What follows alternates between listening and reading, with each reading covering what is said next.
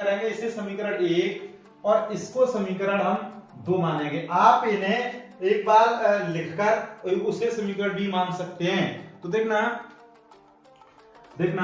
इसे हम करेंगे तो ये t है, देखना यहाँ पे t दिया है तो यहाँ लिखेंगे समीकरण 1 का t के सापेक्ष, तो ये हो जाएगा dx बट्टे dt बराबर ये 1/2 अंडर रूट में sin 2t। लेकिन ये हमारा x है नहीं तो इसका फर्दर करेंगे, अर्थात इसे पुनः इसका अवकलन करेंगे तो sin 2t का होगा cos 2t। लेकिन ये 2t ये x नहीं है तो इसका पुनः करेंगे तो ये 2 आ जाएगा, इस 2 से ये कैंसिल हो जाएगा। तो इस प्रकार से हमारा हो जाएगा cos 2t upon under root में sin 2t।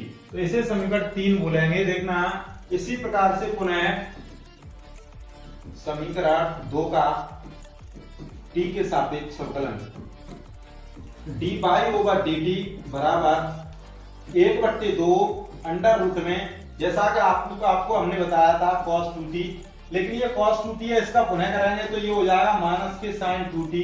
लेकिन ये 2t है, इसका पुनः एक बार करेंगे तो 2t का 2 आ जाएगा, इससे ये कैंसिल और ये हो जाएगा हमारा माइनस के sin 2t upon under root में cos 2t।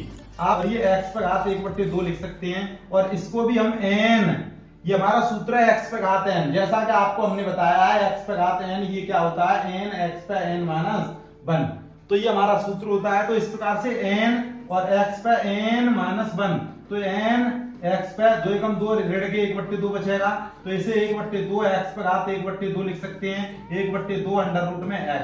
तो इस प्रकार से हम इसको इस प्रकार से लिख सकते हैं। तो इसे हम 4 मानेंगे, क्या मानेंगे समीकरण 4। अब ये समीकरण 4 में 3 का भाग लगाएंगे तो देखना यहाँ पे समीकरण 4 में यहाँ लिख सकते हैं समीकरण 4 में 3 का भाग देने पर तो देखना ये हो जाएगा dy over dt upon dx over dt।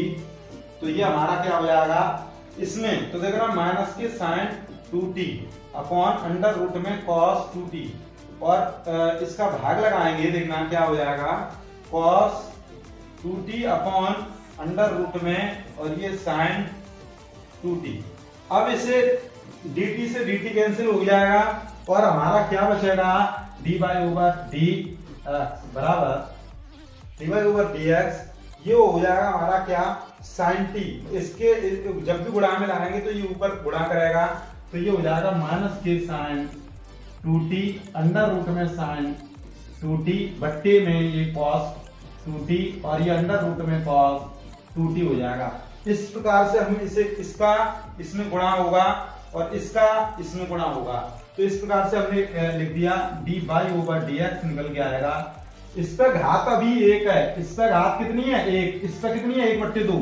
तो देखना इसे हम इस प्रकार से लिख सकते हैं 2t इस पर घात 1 प्लस 1/2, गुणाने घाते हैं जुड़ती हैं, तो इसी प्रकार से हम इसे भी लिख सकते हैं cos 2t पे घात 1 प्लस 1/2, अर्थात ये माइनस तो माइनस, तो ये हम इस प्रकार से लिख सकते हैं sin 2t बट्टे cos 2t और इस पे घात 2 एकम 2 और 1 3/2। तो देखना इसे लिख सकते हैं sin बट्टे cos, ये हो जाएगा tan 2t और इस पे घात हमारे 3/2, ये हमारा dy ओवर dx। तो इस